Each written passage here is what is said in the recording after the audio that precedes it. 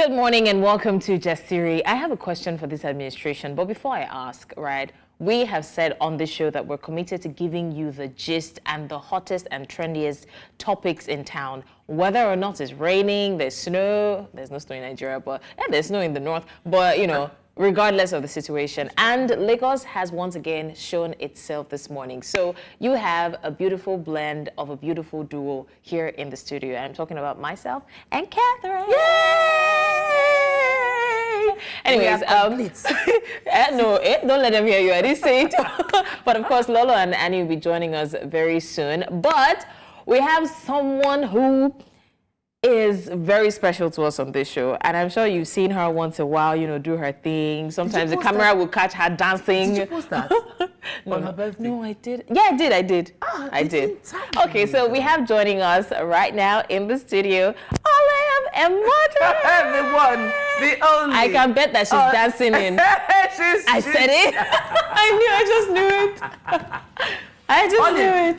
This has become your parlor, your bedroom, your dining, your dance kitchen, studio. Your dance studio. This has just become everything wrapped. Could you guys bring me cake, please, in celebration of my birthday? It was Olive's birthday, guys. Hey. And there was a surprise birthday party. Don't ask who threw the surprise birthday. We were all surprised. I can expose myself already. So I wanted a surprise party. I had asked my friends 1 month before I did the video saying that I wanted a surprise party. I saw that video. And when they didn't throw me the surprise party, I threw myself a surprise party. I love it. Gang. I threw a surprise party, invited everybody, put a banner that read Olive's surprise party. Hold on. How did you arrive there when you realized, was it a spur of the moment decision? It was a bit of a last moment decision. I just knew, okay, I wanted to do something, but the one thing I knew was I wanted to listen to old school 90s music, hip hop. I really wanted to listen to, and I wanted to dance. I kept saying, I want to dance. I don't really club. So I felt this would be a great opportunity for me to bring friends together and just dance. So and you danced. And you brought them I saw the videos. I danced. My body was hurting. But I'm really glad. And what that said to me or taught me is the fact that if I want something, I don't need to wait for anyone to hand it over to me. I can just do it for myself. So don't be afraid to throw yourself a surprise party and dance. But I'm curious though, what if one of your friends was already planning something? They will find a way to put their surprise inside my surprise now. And they have to find it. Because I was telling all of them that I'm inviting you to my surprise party. So when you were telling them that, they were laughing. But they know how were their reactions? They were just laughing. They said, surprise party. Now you they plan your surprise party. I said, my dear, you no good plan for me. I say, make a plan for you, make yourself come. And you know, we just had a good laugh. And then we got to the venue. I went outside and I told them, as I'm coming back, all of you must shout surprise, bring out your phones and make videos. So I went back outside, and as I was coming, all of that, surprise! I heard in the video, someone was like, she's coming.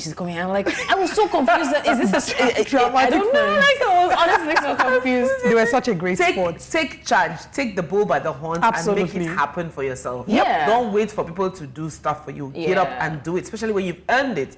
Because sometimes we work so hard, we don't play. We know how the economy is. The economy is economing in every facet you can think about. But you ask yourself, I can't come and keep myself. Because this life is one. I 100% can relate, because a lot of times, for someone who loves her own company, a lot of times I get home, I'm so tired, and I'm like, you know what, blessings, dress up, let's go out.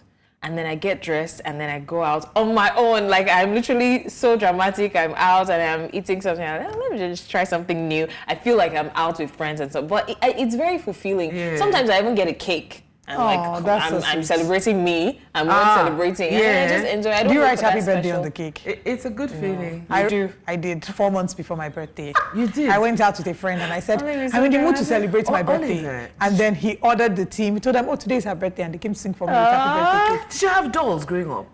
You look like just two. Yeah, you would talk to them, isn't it? Funny enough, no, not that I remember. In some weird way, I feel like I've lost a huge part of my childhood. Growing up, because my father died early and I had to be a grown-up at a very young age. So in some way, when I'm doing these parties and doing these things, I feel like that's me trying to in some measure hold on to what's left of my childhood. And that's the one thing I hope that when I become a mother, I can give to my children the opportunity to stay a child as long as possible. Because life just makes us grow old so quickly. I mean, look at us here. We're paying bills. I'm just a baby. Nigerian, by the way, your cake was And I think that will lead me to my question, guys. I said I did have a question for this administration. I'm always having questions, but this one is not for the ladies. This one is for the administration. And the question is, What is it? Haven't you done enough? What is it? Haven't you done enough? The pain, the torment, the torture. Honestly, like, for real, is it not enough? We have literally been, it's been a topsy-turvy, especially since this administration, right? From one thing to another, fuel goes, when it's coming back, something else is going, when they're coming, everybody's traveling at the same time. Man. I'm telling you, and it's been very, very confusing. Well, some would argue that regardless of who came into office, that the results we're having now are the results that would have been inevitable. That regardless of if Obi won or Atiku won or any of these other presidential candidates, that what we have now is what would have been. And in some measure, maybe there's an element of truth to that. Maybe the people would have been kinder to the administration if the administration showed that it was kind to the people. Because if you're saying that things are rough, things are tough, it has to get bad before it gets better, are you exemplifying someone that is, understanding what we're going through? Are you cutting down your costs? We're hearing about 90 billion for Hajj, hearing about the millions for renovation of presidential property. We're just seeing money flying here and there, like they see on social media. That's what's irking a lot of Nigerians. I think that's what is. It makes us feel, it makes the citizen feel like you're just rubbing it in our faces, and you feel you're superior to the people because you're untouchable, and it seems like nothing about your lifestyle has adjusted. Yes. I feel like people do not understand the power of communication, right? Even though, I don't know, maybe there would have been a better approach. For one, I know that everything happening at the same time could have been avoided, right? You don't have to pour it all in our faces at once. But then again, there's the aspect of letting us know that you understand what we're going through. Communicating with us as though we're humans, not just being there doing your thing, thinking sending that you're special advisors to and write. then you're giving us you surround yourself with essays and PAs, and everybody's telling you the president is this, the president is that, and we're saying we want to hear from the president, but the only time that you give a semblance of I actually care is when we now talk about protests, and then you're bringing up different things to even try and counter the protests. So that aspect of communication, I think that is one of the things that some candidates won the people over with during the elections, because they were able to communicate and let people understand that, look, I know what this country is like, I know what the situation is. So imagine if someone who even understands the plight or pretends like he understands the plight comes into power and says, you know what, I understand what we're all going through, but we'll have to endure for so amount of time.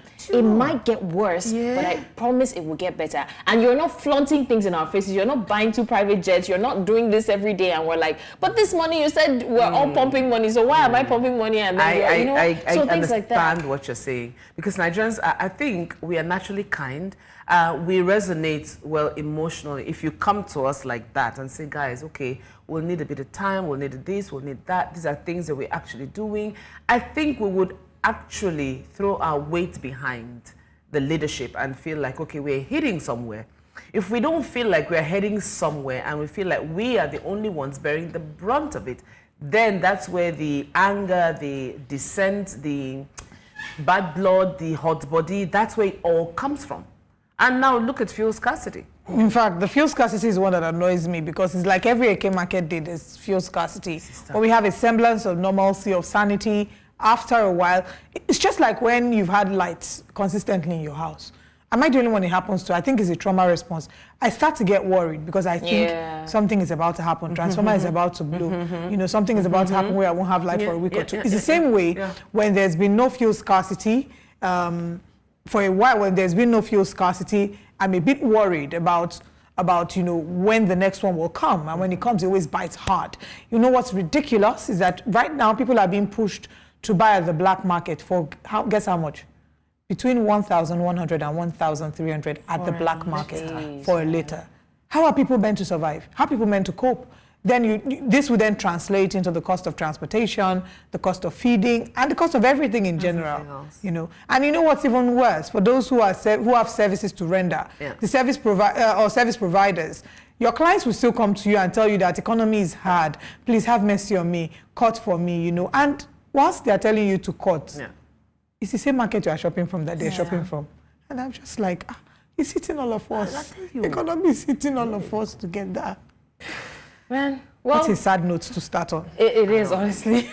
Now, talking about the fuel scarcity, despite NNPC's assurances, now the situation has worsened with dry depots, long queues, and black markets again exploiting the situation. Petrol price has surged again, with some petrol stations selling at 800 Naira per litre and black markets charging up to 1,500 Naira per litre. Depot operators confirm stock out, which is affecting load out.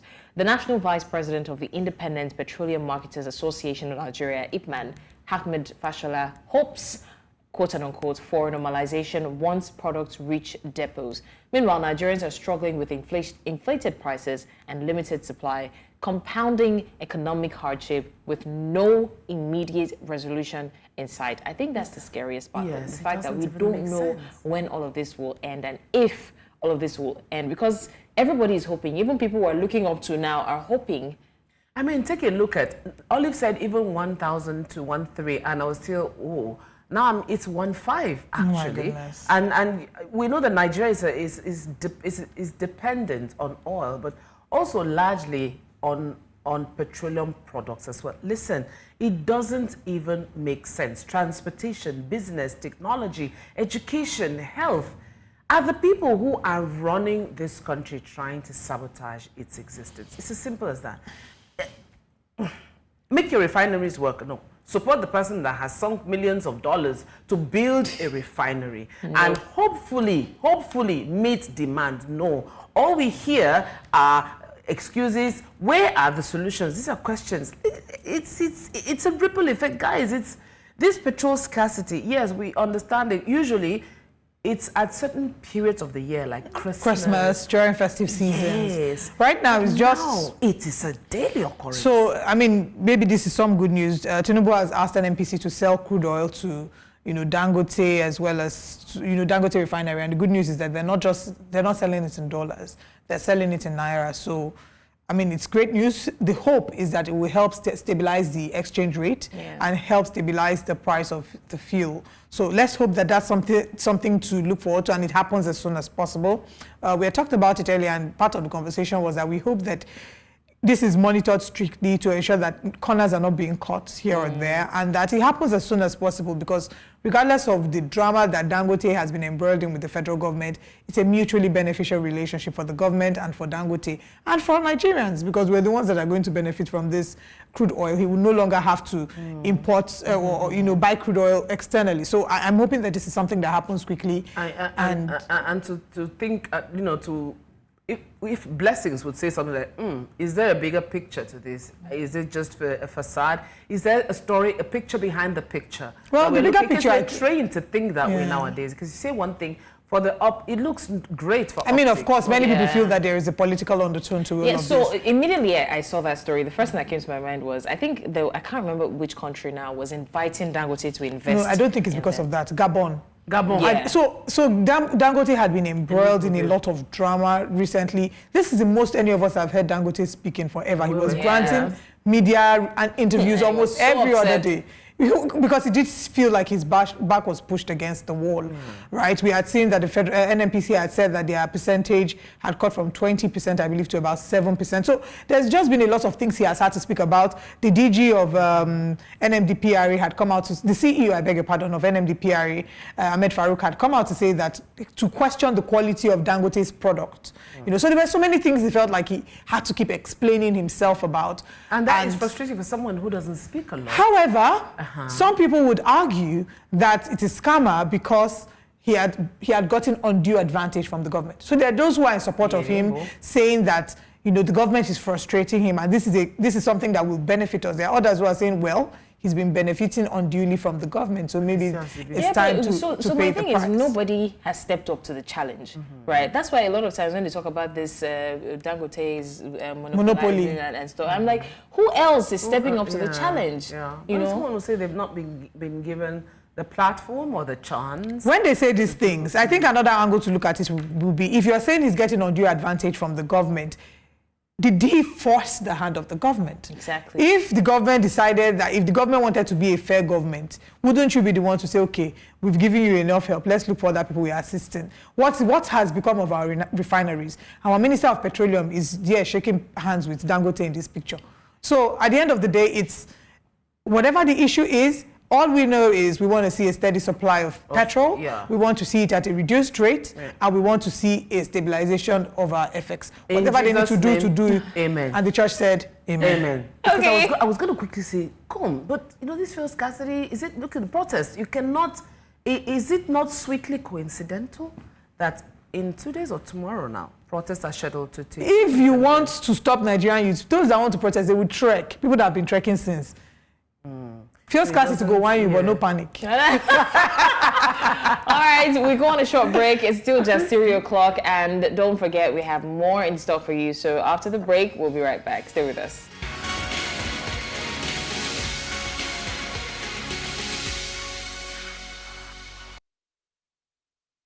All right, welcome back. We're streaming live on our social media platforms. We are at News Central TV. Please do also use the hashtag Jasiri so that we'll know that you're part of the conversation, and we can also know that you're watching. Now, Nigeria is facing unprecedented challenges: fuel scarcity, food insecurity, inflation, to name a few. I think the country is on the brink of an implosion, and the citizens are not only feeling the pinch, but they're also emitting the energy that they are receiving. Now, in these uncertain times, financial literacy is crucial for survival. According to the Enhancing Financial Innovation and, of course, Access report, 80% of Nigerians lack basic financial literacy skills.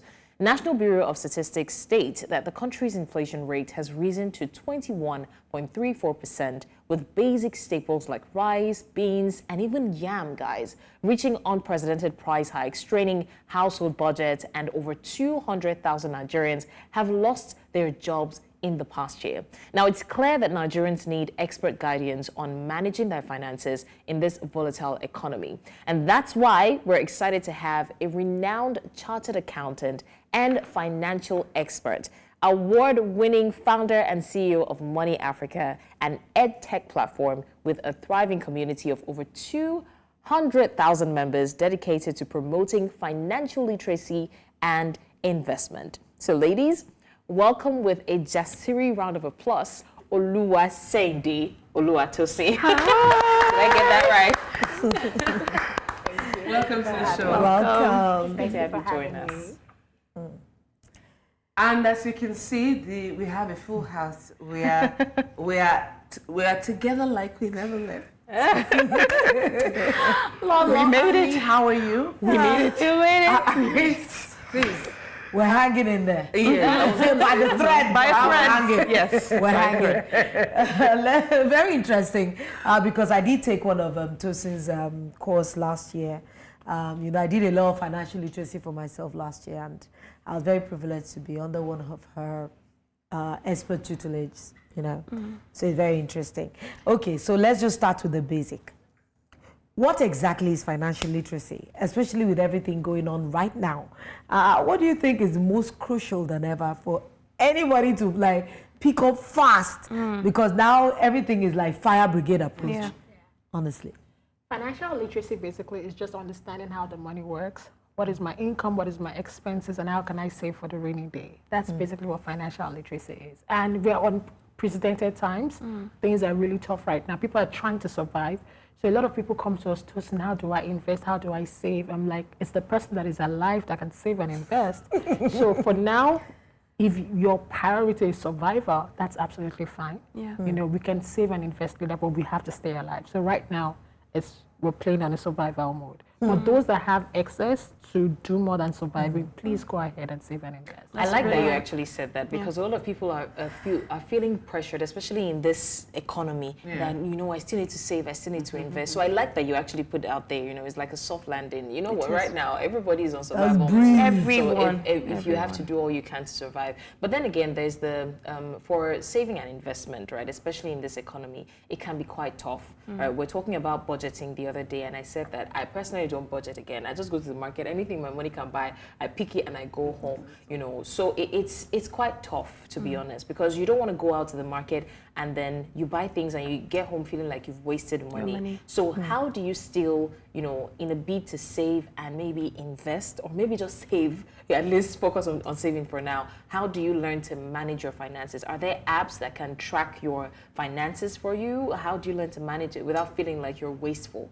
Okay, great. So I'm an old school girl. Sometimes I really love my Excel, right? Excel is great. Pen and paper is also great, but you can also use apps. There's an app called Reach, like RAACH. It's made by Nigerians, for Nigerians. It helps you track. So every time you go to the filling station, go to the malls and everything, it's able to track where you're spending. Another thing that is also very helpful is that you can create a budget. So let's say, for instance, there's this particular method we love to use. It's called the 50-30-20. 50% goes towards your essentials, things you need to survive. So I'm talking about rent, electricity, petrol, the entire world, food, very important. But guess what? It's also a privilege if 50% of your money is going towards your essentials. Based on research, for the average Nigerian, 60% of their income is going towards food. So if only food is taking 60%, where will rent come out from? How about those that have kids, school fees? And now the kids are on holiday, they're eating more than usual. All these other things. So you also have to be kind to yourself. So I think for this season, our messaging, we used to be very aggressive about investing. But for this season, our messaging has sort of changed a little bit. The market, the people are losing their jobs. Sometimes some companies are actually doing reductions. So they'll say you have to take a 20%, a 25% cut and all of that. Electricity bill has surged. Even the middle class are crying. Yes. Do you understand? So back then, we used to see things like maybe lower middle class, but now the rich, they released the data of the millionaires and dollars, and guess what? For Nigeria, it dropped by 45%. Wow. So because of the volatility of the exchange rate, the purchasing income, everything affected. So you're seeing a dip, right? So even if you look at the guys in the manufacturing sector, they are working so hard, trying, because they can't really raise prices like they used to raise it, and doing twice or 3 times the work for like 10% of the profit. If anybody is smiling in this market, guess who are the people smiling? Financial services, the banks, right? So they're giving out loans and all of that. So they are the ones that are the final, and also they are making quite a lot of money from the forex, gains. So they are the ones smiling. Otherwise, manufacturing, all these other sectors, everyone is feeling the pinch. You just spoke about investing, and that's a very important topic. A lot of Nigerians don't know about investing, the basics of investing, how to invest, where to invest, how much you need to invest. So could you talk to us a little bit about how investment works? And if you've got just a little bit of money, where do you go? What's the best thing to put your money in that will actually bring you returns? Especially to avoid scammers. Exactly. I love that. Everywhere now. Yeah. So we have 3 different categories of investing and saving. So the first one, we call it a low risk. The job of a low risk investment is to protect. You're not trying to get rich here, you're just protecting. So in this low risk category, we have things like treasury bills. As of today, the treasury bills in Nigeria is giving you about 25%. I just discovered from planning. So if you put 100,000 Naira at the beginning of the year, at the end of the year, that's 125,000. If you put 1 million at the beginning of the year, at the end of the year, that's 1.25 million Naira. You can sleep at night. It's one of the safest investment instruments. It might not make you a billionaire, but it will protect your money and to give you some interest. So you have treasury bills there, you have government bonds there, low risk, safety, I can sleep at night. Now I have the second category. This is where you call it a medium risk. If you do it well, you can build wealth in the long run. So in this category, we have things like the stock market. Remember, we're not limiting ourselves to the Nigerian stock market. You also have access to the US stock market, where you can get your returns in dollar. And so, for instance, when we first started Money Africa, Naira to the dollar was 360 Naira to the dollar.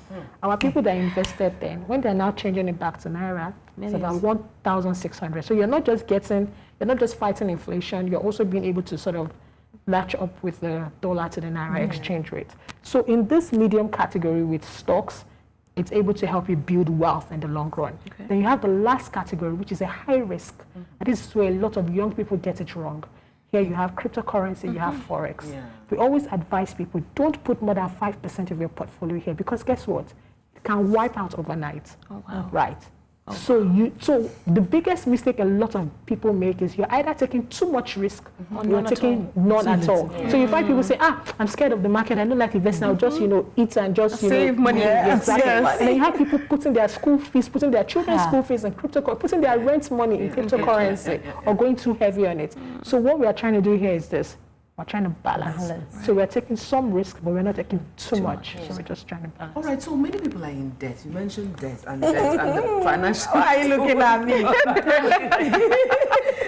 The financial sector is the one thriving now amongst other sectors, but largely the financial sectors because they are providing loans. So many people are in debt because they panic and they really don't know where to go or what to do, and they probably don't know the options as you've told that now. So how do people how do people manage their debt, or how do people get off their debt and still manage their finances? How do you do that? Okay, great. So we have two kinds of debt. We have good debt and we have bad debt, right? Debt is not a bad thing, but it depends on how you use it. If I'm taking credit for me to travel for my friend's wedding, maybe not. Can I send them a little cash instead and support them online if I don't have to make that trip? If I'm taking debt to, buy shoes or things like that, maybe not, right? However, there's some good kind of debt. You want to go back to school, you want to learn skills online, so you're improving your earning capacity. Because once you can earn more, you have more to invest. You cannot invest what you do not have. So if you're earning more, you'll be able to have a better earning capacity. So we strongly advocate for the good kind of debt. Another thing is even invest in the real estate sector. 10 friends can come together, take some credit and, be able to put the property on Airbnb or something like that. So we're thinking creatively. So now, still talking about this debt, how do we start? Guess what? Contrary to what we all know, the credit sector is only borrowing to 8% of Nigerians. So majority of Nigerians are still getting debt from who? Family and friends. So it is a bit of a red flag if you need money and it's a total stranger.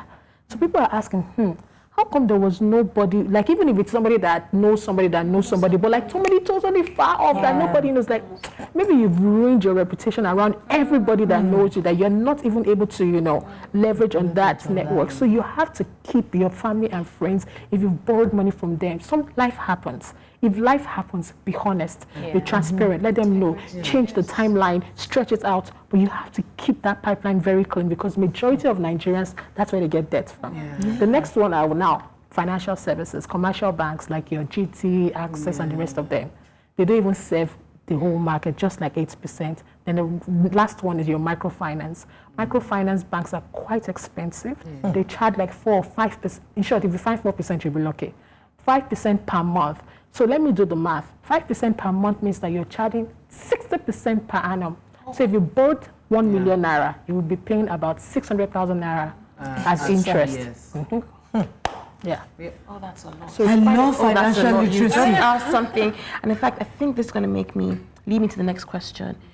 What are some of the mistakes that we make with our money? Because this thing you've said, many people will go and take that loan, and then they're in debt for 10, 15 years. What are some of the mistakes we make, and how can we avoid them? The very first one is lifestyle inflation. So for instance, somebody was staying at Paja, they got a better and then they moved to Ikeja, then they moved to Lekki, then they get and then they moved to Ikoyi. I'm not saying don't move. It's great to feel around, but you have to be if my income is increasing like this, my expenses should increase like this. If it comes like this, guess what's going to happen? Your income is reduced. It's like you walk around the block and then you have nothing to show for it. So by the time you're hitting your 60s, you'll be like, oh my God, where did all that money go? So you have to be very intentional. Saying no, like, how about this Ashwebi, it's 80K, I'm so sorry, I can't do it. How about this, just being honest, and also carrying the kids along as well, letting them know. So it's not like you're just making them suffer. And develop a thick skin. Exactly, thick skin. Exactly. So you get. So that's one thing, lifestyle inflation. The next one is, I know that I don't want to sound like a motivational speaker, but I'm always challenging our people. We need to start thinking outside of Nigeria. What are we producing for the rest of the world? I found this lady on Instagram. She teaches Igbo language to children in diaspora, right? So they are living in London, they're living in Canada. She has done this game, books and everything that those parents buy, because now they're in the diaspora, their kids may not see other people to speak Igbo with. And she said, I want us to start thinking, what can we produce for the rest of the world? So that's one thing that we're also thinking about. Then number 3, that now in this whole mistakes that people, so I'm saying think big, think about outside of Nigeria, having these conversations. I was having a lunch with my friends on Saturday and they're giving me ideas that I did not even think of. So you have to push yourself. You know, the temptation to, like now, there's a very high chance that I'm most likely going to be having lunch with women or with startup founders. And I said, I'm going to challenge myself. If I say a lawyer, she most likely might not be the person with it. I want to go and have lunch with her. Somebody that is in the creative sector. Do you understand? So you have to break free from your immediate circle and start looking for how to get into, you know, just go and you'll be surprised what you can hear and things like that. Exactly. So these are some of the mistakes that we get so comfortable in our own zone that we are not. So there's a counterintuitive question that I want to ask, and that is it possible to oversave? I've seen people who get addicted to saving in the sense that they now become misers. Like they don't, even in this economy, like no, I'm saving the money. And at the end of the day, there's something that happens with savings, not with everybody, but once you touch the savings, before you know it goes down. Like imagine you have like 1 million Naira or something, and then let's say you say, okay, let me just remove 100K. Before you know, So is it possible to oversave? And how do you draw the line between becoming a miser and then saving? All right. My dad will have to forgive me for this. You must remember that your background, I want to recommend this book, Psychology of Money by Morgan Housel. I think everybody should go read it. My father came from poverty, and because of that, it affects, even when he was doing well, we lived in South Africa, we lived in Congo, but remember, your mind has been ingrained like that for years. So it would require us reminding him, like, you've now come out of it, spend this money, you allow yourself. I wouldn't have the same story as him because my own experience is different from his. So the way I see money is going to be different because he went through that to give us a softer landing. So how I'm going to say it is different. So is it possible to oversave? Absolutely yes, especially from people that came up from a lot of adversity. They're so scared they don't want to go back there. And it could work both ways. So they could either be overspending because they're trying to wash away that memory, like things that I did not, I'm trying to overcompensate that I didn't have it. Or they're so scared they don't want to fall back into it. So like I keep saying, your mind is your biggest asset. And we are all guilty of this to different extent. There are also things like now, based on venture capital's funding in the whole world, women get only 2% of that funding. So we raised $400,000 for one of our companies, but guess what? There are other women doing like $5 million. So I'm trying to get my own brain to break free and thinking of 5 million. So you understand? So for everyone, there's just that ceiling, and you have to be intentional. So tell yourself hard truths. Am I really overseeing? Am I suffering for myself? So imagine me wearing bad shoe that has holes, and in my bank there's money. Do you get like what's the telling yourself hard truths, and then so it's very possible for people to. You know, I'm looking and I'm wondering that the intentionality which you mentioned. Last year was my my financial literacy year, where I took a couple of courses, things I would never ordinarily do, and that's why I knew that okay, you could do treasury bills, you could do little, you know, things. I haven't broken into the stock market thing because it's so confusing, but you know, we're moving. But a lot of people in these times are feeling overwhelmed. What can you say to them as a financial expert? Because right now, everybody needs some kind of cushion. Whether you are big, I know friends that are doing very well, but they've been asking for rice, asking for Gary. And it's not like these are not people, both of them are bankers. But God, everybody I'm telling you, school fees is raising. Lifestyle, everything is, the cost of living is on the high. As if because a lot of people will take a lot of, you know, it kind of gives them ease. One is an expert talking to them like, oh, this lady, she knows what she's saying. Or like when laymen talk to them about money. So what can you say to people that are feeling overwhelmed and their finances are just in shreds? So what I would say is this. Personal finance is 80% mindset and 20% knowledge. Mindset is like a soil and knowledge is like a seed. If we even imported the seed from the best country in the world, and you put it in a loamy soil, that seed is going to die. And that is why we keep begging. And I even to myself, I say your mindset, it starts from your mind. So first thing first, you might want to take a break, look for how to relax, then start consuming content that reframes and restructures your mind. I was in a meeting, it was one of the manufacturing companies, I don't want to call their name, and they were like, in their meetings, they don't talk about inflation anymore. Because inflation is hitting everyone. We start saying, how do we make more income to beat this inflation? Yes. And it's a mindset shift. Because the truth is, things that you cannot control, there's a way you could just suppress and, so you start thinking, I'm not the CBN governor, I'm not the finance minister. These are the things that are outside of my control. What can I do to stay afloat? So we want to change, restructure that mindset, right? So that's a very big place we want to start. Number 2, we want to start telling ourselves a hard truth. If there are personal mistakes that we are making, like consumption, like sometimes even waste, am I buying too much and we're throwing it out? Yeah. The other time I was looking at my wardrobe, we're moving house, and I'm like, oh my gosh, when last day I wear this clothes? It might just sound like 25K Instagram dress. Before you know what happened, it's piling up. Do you get? So you had honest truths. We need to start telling ourselves that. So gradually, and then pace yourself, give it time. It's not going to happen overnight. So number 1, I'm starting with my mindset. Number 2, I'm looking at the mistakes that I have made. Number 3, how can we make it better? Looking for a small community. Like now I have a WhatsApp group with 4 friends. We talk about money, finance, what they were doing next. Create a small, and it has to be people you trust, that you can be vulnerable with, that you're not trying to get. So you're carefully choosing those people. Small, where you're holding yourselves accountable. And this is what I'm now doing. I'm now saving. I'm now cutting this one. Gradually. And I love to tell people, think in decades, right? People overestimate what can happen in 1 year and they underestimate what can happen in 10 years. What am I doing today that myself will say thank you in the next 10 years? And those are the decisions I want to start making. Because in the short term, you might not be able to turn the tides around. So even though people are complaining about the government, and it's very valid, I'm saying, Tosin, I'm thinking 10 years. What seed am I sowing today? That in the next 10 years, I'm going to say thank you to myself. I was asking, when you talked, I was just thinking, it's true, financial adaptability. Everybody knows how the country is.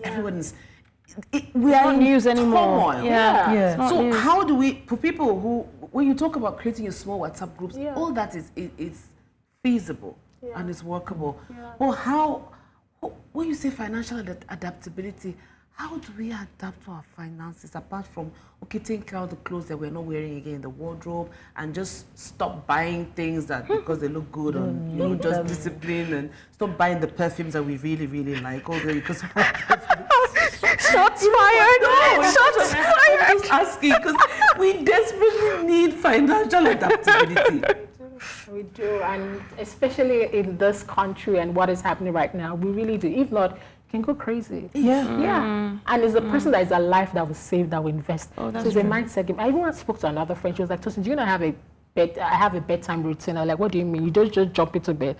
Tosin, the mind, I'll shower, I'll rub oil. I have to stay happy. I have to smile. I said, wow. I'll wear my nightgown. Like she said, she has like a whole, so that when she wakes up the next day, she's feeling right. It's a refreshed mind that will make good decisions. And you know how some people will say, oh, she's married and she has 2 kids. Because whenever I'm saying that I'm single, I don't have, they say, oh, it's because you're not married, you don't have children. She has kids. So do you understand? It's a mind game, and you are the assets. If that asset, you are the engine. Think of a beautiful car that the engine is broken down. If the engine is not functioning, that car is useless.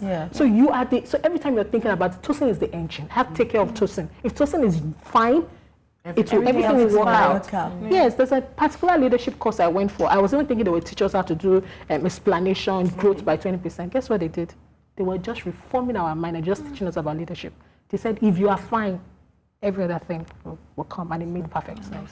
And we always take it for granted. I love that. How many of us are fine in Lagos? It's not struggle. many. You have to hold on to it. Like mental health is in a shambles. So I'm fine. There's so many, fine in the next 10 years. There's so many nuggets that Tosin's dropping, and I'm thinking wide on a wider audience.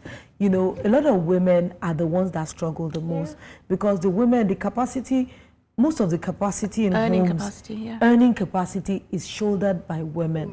And it can be really, overwhelming for a lot of women that just think, oh, I'm not doing well enough. Are there some circles that are public? Because now a lot of people, like me, last year was the first year that I would say I'm not ashamed to join some little things that, they'll say, hey, you don't know.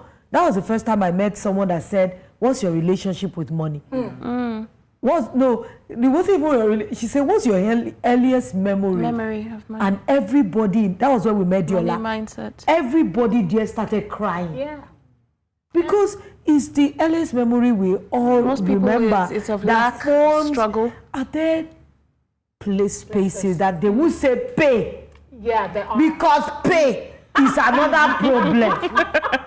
We are looking for money, and you want to belong to a circle where you can get empowered in your mind to be able to do bigger things. But they say pay. You are taking between Gary money and pay. So are there circles that people can just honestly learn from that won't cost them? Even if it costs, it should not be overly expensive. Like when I took that course and there was a person that was assigned to me, he gave me some kind of training manual where I can use to do my 50, 30, 20 thing. And I got a one-on-one. Even though I did pay, at that time I said, doesn't matter, I want to learn. Are there spaces like that people can just plug into? There are. So, of course, we have Money Africa, and you can come join us. We have a free community and we have a paid community. There's another group called Smart Steward. They're also on Instagram as well. Lovely, lovely lady, really great community. There's also Wealth Monthly. So there are quite a number of these communities that are offering these services. And it's very important because if we don't make those investments now, and even just giving us knowledge, having to hold, even when we're talking finances, one is able to hold the government accountable. So basically, we can go on the internet and search, and then we can find 1, 2, or 3 plots. But aside these communities, I also want to talk about the earning power and the fluctuation of it, right? So today someone is earning this and earning that, and before you know, it maybe, God forbid, someone loses his job and then they cannot maintain, the kind of things they've been doing, the savings, the investment. How does one pick themselves up? And not even just losing your job. I mean, what we're earning now might be the same as what we're earning last year, but it is more useless. So how do you now adjust to, because yes, there's the cutting down of unnecessary spending, but like you said, a lot of things are still priorities. So how do you cut down the spending without, getting so overwhelmed and things like that? I think right now more than ever, people are all looking for extra income. So even sometimes for people on my team, if I see an opportunity for extra income for them, I will plug them. So number one, let people know what your skills are and what you're looking for. If you look at how you can map out, so if it's even 3 hours a day, you can map out to something different. Sometimes you have to even take a skilled learning for like 6 months to even transition into something else because of demand, right? So it's something that we are constantly, what are my skills? What are things I'm excited about? What can I transition into? What can I even do on the side? And just a constant communication, and then it's like a try and error thing before eventually you find a good fit and something that actually works. But you have to start trying for you to be able to find it. In other words, stay hungry. Yeah, stay hungry. Stay hungry, stay searching. Not that kind of hungry. Thank you so much. I think, I mean, we couldn't ask you any more questions. You've given us enough on our plate today.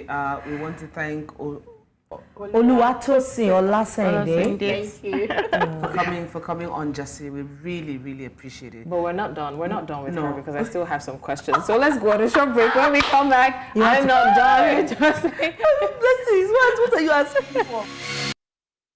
All right, welcome back. This is still Jasiri, and we're not done talking about financial literacy because it's a very, very important conversation to have, especially in this age and time and the economy that we find ourselves. And of course, we still have our guests. Thank you for doing justice to our questions. Honestly. But I'm not satisfied because Oliver Twist. I know, right? So when it comes to finances, there are a lot of, would I say, gray areas. And especially in terms of responsibility. We've talked about it before, the billing culture, your family members, people attach you, especially for firstborns. Black tax. Black tax, especially for firstborns, the mothers, single mothers, and things like that. So I just want to ask how that can be balanced as well. Okay, great. So I love to say you cannot pour out of an empty cup, right? So I understand that we want to give and things like that, but you cannot pour out of an empty cup. Also, you know your family more than we do. So I remember we had a client once and we had to tell her, please do not disclose to your family your full earnings, right? Because sometimes they even commit on your behalf. I know of someone that the parents were in the church and they made, what do they call that thing? They made a pledge. Thank you. They made a pledge on behalf of their child because they felt she was a good earner and she'd be able to pay for it. So sometimes you really just have to put your foot on the ground and say, I really cannot do this. For some other people, if you can afford to give them like a stipend on like a quarterly basis, on a monthly basis, and this is what I can afford. But you must remember that whether you have it or you do not have it, eventually they will be fine somehow. So you have to balance it. So where it's not guilt. Some people also do it out of, they put me through school, they really suffer, and which is sometimes true, right? I get it. But remember that if that cup is empty, there's nothing to pour out of it. So we just have to strike a balance, honest conversations, and putting your feet on the ground. Wow, that makes sense. Some people don't know how to do that. Because we're not taught the importance of boundaries. In this case, the boundary feels like an offense to the person. And of course, there's emotional blackmail too. When they go into all those charades of how their life is crying or how they sacrificed everything. And another thing is that I have just learned it, or I unlearned it, that your children are not your property. They're not your They're not even your pension plan or your retirement plan. No. You have to have your own personal plan. You're a steward. That's it. You're guiding them through life. You don't own them. And that's what makes a lot of children in the past go through so much. If your child is not doing as well as they want to, and you already have high hopes, he's like, I get you. You haven't shored up anything for yourself. I get you. Wow. So these are the kinds of conversations, guys, that we have on Jasiri on a daily basis. Sometimes when we take serious topics like this, to take financial literacy, people are wondering, financial literacy, that's so square. But you will always find out that on Jasiri there's something to take away, and we hope this episode with Oluwatosin has made you take away something. At least, my sisters and my brothers, in this economy, we always say the economy is economy. Please, as it is economying you to receive sense. And this is the best way to receive sense. When you tune into Jasiri every Monday to Friday, 10 a.m. we're here, the ladies and I are here. So today, this is where we're going to pack our load and leave the studio. So thank you guys for tuning in. Thank you, Oluwatosin, once again. Thank you so much. And we'll see you bright and early again tomorrow. Bye.